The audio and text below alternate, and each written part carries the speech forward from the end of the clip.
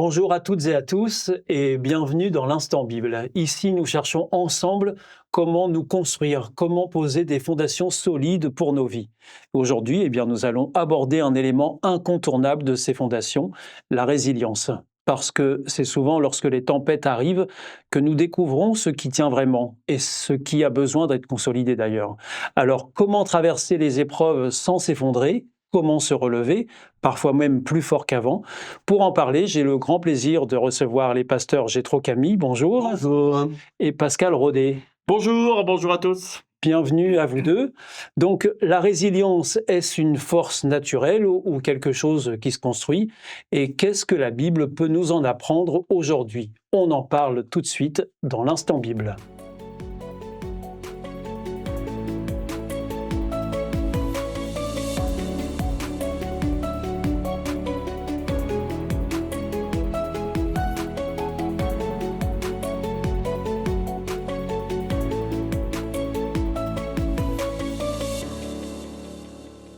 Alors, pasteur Jétro Camille, quand on parle de tempête de la vie, à quoi on fait référence souvent, selon vous? Bien, ça dépend beaucoup des gens et ça dépend beaucoup des circonstances. Vous voyez, il y a des gens qui vont passer par exemple par la perte d'un emploi et pour lesquels ça va être une vraie catastrophe, c'est quelque chose qui va les briser et une chose de laquelle ils auront du mal à se remettre, du mal à se relever. Et puis il y a d'autres personnes qui vont passer par la perte d'un emploi et qui vont peut-être voir ça comme une, je sais pas, une opportunité de faire autre chose, de se réinventer ou bien comme une mauvaise passe sans grande gravité. Une tempête, en tout cas, typiquement, c'est un événement de la vie. C'est un événement de la vie qui va, d'une certaine manière, faire pression sur vous de manière très forte. Et cette pression, vous l'encaissez pas, elle vous brise ou elle vous brise pas. Mais il y a dans la Bible des exemples assez frappants comme l'histoire de Job. Il y a tout un livre qui est tout à fait passionnant, où un certain Job, qui jusque-là est plutôt protégé, plutôt prospère, il lui arrive catastrophe sur catastrophe, tempête sur tempête, et il y a tout un développement, je ne vais pas en parler maintenant parce que c'est pas le sujet, mais c'est un exemple. D'y revenir sans doute. Mais je me tourne vers vous, Pascal Rodet. Parfois, dans justement ces tempêtes de la vie dont vient de nous parler Jétro, on se surprend soi-même, non, à réagir et à surmonter l'épreuve. Alors, surmonter l'épreuve, pour ceux qui surmontent, parfois, pour certains, pour d'autres, c'est plus compliqué. Mais oui, au moment où il y a la tempête qui arrive, ça nous oblige à sortir de notre zone de confort. Hein, quand on est dans une routine, quand on est dans une habitude, on sait ce que l'on a à faire, on le fait, on programme nos loisirs, on programme nos vacances, on sait à quel moment on travaille, etc. Là, c'est notre zone de confort, on sait les endroits où on peut se reposer, etc. Quand arrive une tempête, là, d'un seul coup, c'est « waouh !» Alors, on se surprend justement parce qu'on est obligé de sortir de sa zone de confort. Et parfois, après, on se croit plus fort qu'on ne l'est, ou alors on se croit alors, plus fort faible. Que l'on est, ça, c'est la réaction inverse. Inverse, Ouais. ça, c'est évident. Ce qu'il y a, c'est que parfois, l'être humain est fait de telle sorte qu'on est obligé d'être dans le mode survie à un moment donné. Et donc, tout notre être va être en mouvement pour dire comment je vais pouvoir affronter cette tempête. Et c'est quelque chose qui existe depuis la création, hein. C'est l'aspect même de l'être humain. Lorsqu'on est dans une situation convenable, il n'y a pas de problème. Dès qu'il y a une tempête, là, on sort de notre zone de confort particulièrement. Et alors, Jétro Camille, j'aimerais qu'on revienne justement sur ce que vous avez commencé à aborder, c'est-à-dire le récit de Job qu'on trouve dans la Bible. Alors, est-ce que vous pouvez nous en parler un peu plus en détail? Vous avez commencé à nous expliquer qu'il lui arrivait à ce Job des catastrophes sur catastrophes. Est-ce que vous pouvez être un petit peu plus précis et puis nous raconter globalement cette histoire-là? Le livre de Job, il y a plusieurs niveaux de lecture. Il y a une lecture littérale qui est possible. Il y a, de mon point de vue, surtout une lecture, un enseignement spirituel et moral. C'est raconté un petit peu sous la forme d'un conte, en fait. Il était une fois un homme qui s'appelait Job, qui était très, très apprécié, qui était très riche, très prospère. Dieu le bénissait. Il faisait régner la justice dans sa ville, il aidait les pauvres, il était respecté des jeunes, il respectait lui-même ses aînés. Et puis, le livre de Job raconte que Satan va voir Dieu et que Dieu lui dit, mais écoute, est-ce que tu as vu mon serviteur Job? Il est réglo. Bon, Dieu le dit mieux que moi, hein.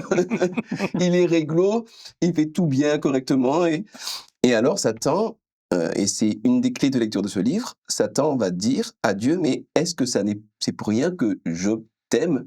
Évidemment qu'il t'aime, tu lui as donné l'argent, la femme, les enfants, la richesse, évidemment il t'aime, mais enlève-lui ces choses-là et tu vas voir s'il t'aime toujours autant. Et Dieu va autoriser Satan à enlever, donc à faire du mal. Job va perdre la santé, il va perdre ses dents, il va perdre ses enfants vont mourir d'un accident, il va perdre ses troupeaux, enfin je le dis dans le désordre. Et malgré tout, il va rester fidèle à Dieu. Fidèle non pas comme un mouton, non pas comme un béni oui-oui, parce qu'il va contester avec Dieu. Il va râler, et je le dis poliment. Il va tirer à boulet rouge sur l'injustice que Dieu lui fait subir, parce qu'il a une vision qui est un petit peu particulière. Job, comme beaucoup de gens de son peuple, pense que quand il t'arrive quelque chose, c'est que c'est la volonté directe et positive de Dieu. Donc, il t'arrive quelque chose de bien, c'est Dieu qui l'a voulu. Il t'arrive quelque chose de mal, c'est Dieu qui l'a voulu. Il est dans cette configuration mentale, il est dans ce système de croyance. Évidemment, va s'en suivre toute une discussion tout à fait passionnante entre Job et ses amis, entre Job et Job lui-même, et puis un peu entre Job et Dieu à la fin, qui est un dénouement fantastique. Moi, je vous encourage tous à lire ce livre de manière impartiale. C'est passionnant et c'est très enrichissant. Et alors, quand on est face aux épreuves et qu'on doit les surmonter, on appelle ça aussi de la résilience. C'est un terme qu'on retrouve en psychologie. Pasteur Pascal Rodet, est-ce qu'on peut faire le distinguo entre résilience et puis tout simplement tenir bon dans l'épreuve? Il y a une nuance à faire? Il y a une nuance à faire qui est assez importante, c'est la résilience va au-delà du simple il faut tenir bon coûte que coûte. Tenir bon coûte que coûte, ça veut dire tu laisses passer la tempête, hein, tu fais rien de plus. Alors que dans la notion de résilience, il y a cette notion d'une réflexion autour de ce qui m'arrive par rapport à ce que ça me fait. C'est-à-dire que non seulement il m'arrive quelque chose de négatif, mais qu'est-ce que j'en apprends? Et sur moi, et sur la société, et sur Dieu. Comment je peux rebondir pour utiliser ce côté négatif, cette tempête, comme quelque chose qui va me propulser beaucoup plus positivement ailleurs. Ça, c'est une démarche qui implique en effet une autre dimension. Et donc, dans cette histoire de Job, est-ce qu'il y a cette notion de résilience? Il y a tout à fait cette notion de résilience. Ça lui a appris à voir Dieu différemment, comme l'a rappelé le pasteur Jétro Camille, à vouloir contester. Et c'est ça qui est très intéressant, parce que quand il arrive une tempête, c'est pas comme il était dit, c'est pas du béni oui-oui. Oh là là, ça y est, il y a une tempête, tant pis, c'est comme ça. Non, c'est mais pourquoi? Qu'est-ce qu'il y a? Je me pose des questions, je m'interroge, j'interroge Dieu, j'interroge ceux qui sont autour de moi, comme fait Job, et Dieu va pas lui reprocher de contester avec lui, mais bien de comprendre la situation. Et c'est là que Job va ressortir beaucoup plus fort, avec une notion beaucoup plus importante de la relation avec Dieu, c'est-à-dire un amour inconditionnel et un Dieu qui ne t'abandonne pas pour autant, malgré toutes les tempêtes. Et ça, c'est quelque chose qu'il découvre. C'est tout à fait passionnant.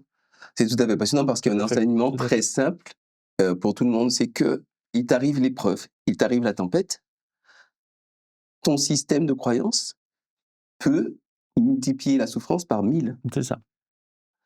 Et tout l'enjeu du livre de Job, c'est d'arrêter de vouloir faire entrer Dieu dans nos petites cases, dans notre petite compréhension, un petit peu comme une machine, quoi. Vous savez, si tu fais ceci, alors Dieu va faire cela. Si tu ne fais pas ceci, alors Dieu ne va pas t'exaucer. C'est dans beaucoup de religions, c'est comme ça, c'est très infantile. Et surtout, ça prétend faire entrer Dieu dans une petite case de notre cerveau. Et Dieu est beaucoup plus grand que ça. Et quand on approche de Dieu et de sa grandeur, ça ne nous empêche pas éventuellement de râler quand quelque chose nous arrive, mais enfin, on comprend bien que Dieu ne joue pas exactement au même niveau que nous. Donc, la résilience dépend aussi pas mal de ce que l'on croit. On peut prendre un exemple plus simple. Si je crois que mon apparence extérieure est fondamentale dans ma valeur, et que mon collègue et ami Pascal m'insulte en me disant que je suis laid, je vais m'effondrer. Si je constate que ma valeur ne réside pas simplement dans mon apparence physique, mais que Dieu m'a créé beaucoup plus profond et beaucoup plus riche qu'une simple enveloppe qui, de toute manière, va vieillir et qui va mourir à un moment donné, euh, je chercherai ma valeur ailleurs et donc je passerai les épreuves autrement. La manière dont je crois, ce que je crois, les fondements de ma vie vont avoir une grande incidence et sur ma capacité à gérer l'épreuve et sur ma capacité à me remettre de l'épreuve, ce qu'on appelle la résilience. Je pense que c'est intéressant parce que c'est ça tout le lien de la résilience. C'est que quand arrive une épreuve, quand arrive la tempête, c'est pas l'épreuve ou la tempête qui me dirige. Je dirige ma vie pour surmonter la tempête. Je ne me laisse pas influencer et diriger par la tempête, mais je suis dans une situation où je combats cette tempête et je me construis au-delà. Alors, on le voit, la résilience n'est pas seulement une force brute, mais un chemin de reconstruction intérieure. Dans un instant, nous allons voir comment ces fondations se rebâtissent après la tempête. Restez bien avec nous, puisque c'est tout de suite dans l'Instant Bible. Vous suivez le programme L'Instant Bible et aujourd'hui nous parlons de résilience avec les pasteurs Jétro Camille et Pascal Rodet. Et alors Jétro Camille, comment transformer une épreuve en occasion de grandir? C'est quand même la question qu'on peut se poser parce que j'ai entendu tout ce que vous avez dit autour de la résilience, mais comment est-ce qu'on peut être aux manettes et ne pas perdre le contrôle dans ces situations-là? C'est très paradoxalement, je dirais, la première réponse qui me vient à l'esprit, c'est en acceptant de ne pas avoir le contrôle sur tout précisément. En fait, plus tu es ancré et plus tu es, comment dirais-je, il faut être un peu comme le roseau. Il faut avoir des racines, des valeurs, savoir un peu où est-ce qu'on veut aller dans la vie, ce à quoi on tient, et puis avoir de la souplesse comme le roseau et savoir simplement être accompagner les événements, sans forcément être déterminé par les événements, ou construit par les événements, ou détruit par les événements. Si par exemple, je suis convaincu qu'un chrétien doit absolument se comporter en temps de guerre comme ceci, comme cela, comme ceci, comme cela, il doit toujours tenir bon face à l'adversaire, et que finalement je me retrouve en temps de guerre, et que les bombes explosent autour de moi, et que je perds complètement mes moyens, parce que la guerre c'est quelque chose d'épouvantable qui vous écrase, eh bien, je serai intérieurement détruit par cela. Si, par contre, j'ai cette vision du chrétien qui simplement est un enfant de Dieu, qui fait de son mieux, qui tient ses racines en Dieu lui-même et qui ensuite évolue avec la vie, j'aurai une capacité non seulement à me remettre de l'épreuve, mais à transformer l'épreuve en opportunité de croissance. Donc, quand par exemple j'ai une difficulté, je ne sais pas, professionnelle, je peux me laisser subjuguer par elle, ou au contraire, je peux me demander dans quelle mesure est-ce que je peux devenir plus compétent grâce à cette épreuve? Mais ça me demande de ne pas être en panique par rapport à moi-même. C'est là, pour terminer, c'est là où il y a, je crois, dans la foi, quelque chose d'absolument fondamental, c'est que quand vous avez vraiment effleuré du doigt Dieu, je ne dis pas connaître Dieu, parce que connaître Dieu, ça me semble presque prétentieux, quoi. Je veux dire connaître Dieu. Je connais à peine ma femme, c'est déjà compliqué. Alors, connaître Dieu, vous vous imaginez un petit peu. Mais plaisanterie à part, quand vous avez touché un petit peu, vous avez approché un peu de Dieu, vous ressentez un tel amour que vous savez que vous avez une valeur. Et ça, c'est quelque chose qui vous tient dans l'épreuve. Et c'est quelque chose qui peut vous permettre de transformer les épreuves en opportunités, parce que finalement, ça n'est pas votre identité profonde qui est remise en cause, mais vos circonstances. Ce sont deux choses différentes. Alors donc on comprend bien, Pascal Rodet, que on peut être impacté selon nos croyances. Vous l'avez d'ailleurs rappelé tout à l'heure sur les notions de beauté, là où on met nos valeurs. Mais on a tous des fragilités, qu'elles soient extérieures, intérieures. Comment faire quand elles se révèlent pour ne pas tomber dans la culpabilité, Pascal Rodet? C'est un travail, je pense, à la fois sur soi-même, et oser se poser des questions sur soi-même et sur mettre des mots sur nos fragilités, mettre des situations sur nos fragilités, ça aide beaucoup à comprendre notre façon d'agir. Et puis, pour rejoindre un peu ce que disait Jétro Camille, la foi aide beaucoup dans ce domaine-là. Il y a à un moment donné ces fragilités qui peuvent Ben, peut-être quelque part être une force vis-à-vis de Dieu, je pense. Alors, c'est encore une image qui est visiblement un problème extérieur. Je pense particulièrement à Paul. Paul avait un défaut, on ne sait pas quoi, il ne le précise pas exactement. On pense que c'est un problème physique, donc ça se voyait extérieurement. Et qui, pour lui, pour un homme public, pour un homme où il était tout le temps en discussion dans les foules, c'était un problème pour lui. C'était une souffrance. Hein. c'est une souffrance, hein, on le voit bien. Et dans cette relation avec son Dieu, il lui demande plusieurs fois, non, là, franchement, c'est une situation où je me sens pas à l'aise. Fais quelque chose. Et la seule réponse qu'il a eue, et il le dit lui-même comme une expérience particulière de résilience, quelque part, il dira, on retrouve cela dans 2 Corinthiens, où il a demandé plusieurs fois à Dieu d'éliminer un peu ce problème.